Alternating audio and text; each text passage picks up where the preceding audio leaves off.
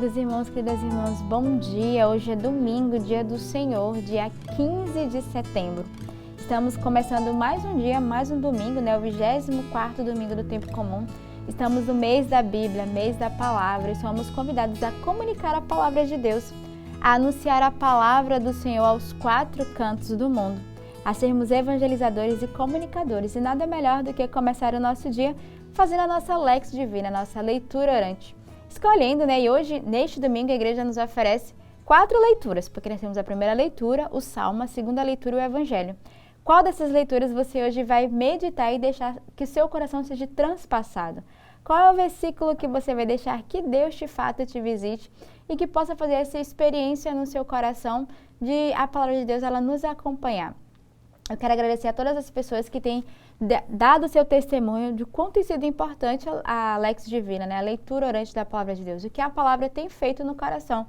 E acho que nesse mês da Bíblia nada melhor do que você mandar o seu testemunho, né? Você enviar aqui para a nossa equipe de comunicação Web TV, ou você escrever no comentário do vídeo, dizendo o que a palavra de Deus tem feito no seu coração, o que é esse caminho de fidelidade diário ali com a liturgia da palavra, né? O que é que o Senhor tem mudado na vossa vida? O que é que a palavra de Deus tem dado sentido a você? Porque o seu testemunho pode também evangelizar outras pessoas que estão desanimadas, pessoas que não têm essa prática de lerem a palavra de Deus. E você vai não só evangelizar as pessoas, mas também você pode ser um canal de graça. Você já pensou que o seu testemunho pode arrastar e evangelizar outras pessoas?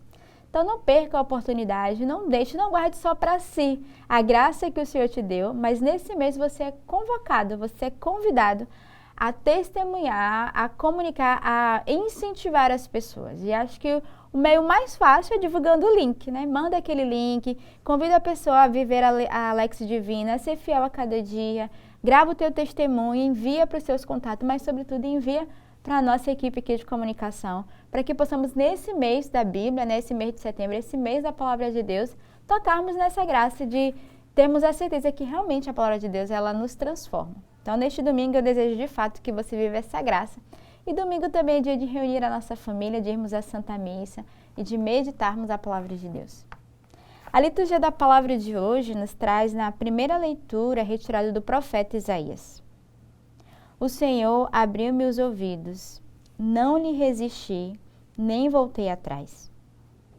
Ofereci as costas para me baterem e as faces para me arrancarem a barba.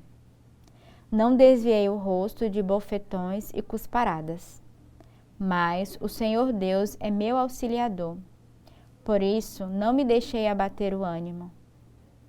Conservei o rosto impassível como pedra, porque sei que não sereis humilhado. Ao meu lado está quem me justifica. Alguém me fará objeções? Vejamos, quem é meu adversário? Aproximem-se, sim, o Senhor Deus é meu auxiliador. Quem é que vai me condenar? Então, a primeira leitura de hoje, né, apresenta o terceiro canto do servo, né, do servo sofredor ali no profeta Isaías, retirado desse livro. E embora que ele se sinta perseguido, o servo se mantém confiante e firme. E ele não recua diante, né, da dificuldade e dos obstáculos. Muito pelo contrário. Ele sabe que ao seu lado está Deus. Né? O servo é que sabe que ele não está só. E é graças a essa sua coragem, né, esse auxílio de Deus, que ele consegue levar em frente a sua missão. E a leitura de hoje é esse exemplo para cada um de nós. Que mesmo diante das nossas dificuldades, devemos ter a certeza que nós não estamos só. E pedirmos a graça da coragem de não nos desanimarmos.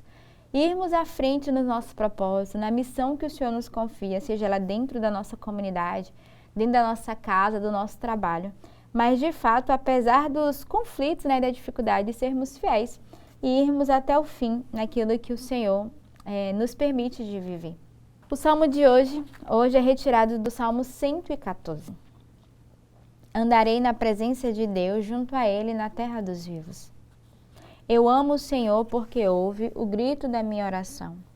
Inclinou para mim seu ouvido no dia em que eu invoquei. Prendiam-me as cordas da morte, apertavam-me os laços do abismo. Invadiam-me angústia e tristeza. Eu então invoquei o Senhor. Salvai ao Senhor minha vida. O Senhor é justiça e bondade. Nosso Deus é amor, compaixão. É o Senhor quem defende os humildes. Eu estava oprimido e salvou-me. Libertou minha vida da morte, enxugou de meus olhos o pranto e livrou os meus pés do tropeço. Andarei na presença de Deus, junto a Ele na terra dos vivos. Então, o salmista de hoje nos convida a ouvirmos o Senhor, a escutarmos a sua palavra e termos a certeza também que não só nós somos convidados a escutá-lo, mas o Senhor também escuta a nossa oração. O salmista começa dizendo: eu amo o Senhor porque ouve o grito da minha oração. Inclinou para mim o seu ouvido no dia que eu invoquei. Então é um salmo de confiança para cada um de nós, da certeza de que quando nós invocamos o Senhor, Ele escuta a nossa oração, o Senhor vê a nossa angústia, o salmista vai dizer: eu invoquei o Senhor, salvai, Senhor, salva-me, ó Senhor, salvai a minha vida. E o Senhor que é essa justiça, esse amor, essa bondade, Deus que é esse amor e compaixão com cada um de nós, que defende os humildes e que nos salva. E é nele que nós devemos nos apoiar e ter essa certeza de que todos os dias o Senhor nos liberta do nosso pecado, das nossas faltas, mas Ele também caminha conosco. Como foi na primeira leitura, que era essa certeza do servo, né? Ele não caminhava sozinho. E o salmista hoje vem relembrar para nós que podemos andar sempre na presença de Deus, porque Ele está conosco a todo tempo e a toda hora. A segunda leitura de hoje, ela é retirada da carta de São Tiago. Meus irmãos, que adianta alguém dizer que tem fé quando não a põe em prática? A fé seria, então, capaz de salvá-lo? Imaginai que um irmão ou uma irmã não tem o que vestir e que lhes falta a comida de cada dia. Se então alguém de vós lhe disser: ide em paz, aquecei-vos e comei à vontade, sem lhes dar o necessário para o corpo, que adiantaria isso? Assim também a fé, se não traduz em obras, por si só está morta. Em compensação, alguém poderá dizer: tu tens a fé e eu tenho a prática. Tu, mostra-me a tua fé sem as obras, que eu te mostrarei a minha fé pelas obras. Então, a segunda leitura de hoje, para São Tiago, ele vai falar que há uma fé viva, mas também vai falar que há uma fé morta, A primeira é aquela que produz, que produz frutos de bem. A segunda é aquela que não produz, nenhuma ação concreta, que consiste simplesmente num ato, intelectual de adesão a uma ideia.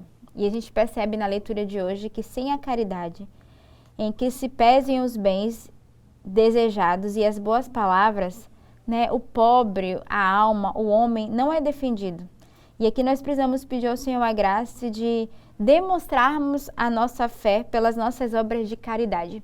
Não pelas nossas obras humanas, mas no nosso ato de caridade e de amor. E a gente percebe na leitura de hoje que a fé é algo bem dinâmico, que nos leva a um compromisso com aquilo em que nós acreditamos. Então, neste dia, nos convertamos e que a nossa fé, ela também vem acompanhada dessas obras de caridade e de amor para com o próximo. O evangelho de hoje é retirado do evangelista São Marcos.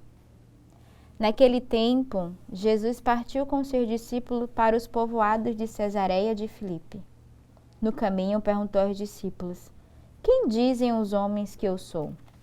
Eles responderam: alguns dizem que tu és João Batista, outros que és Elias, outros ainda que és um dos profetas.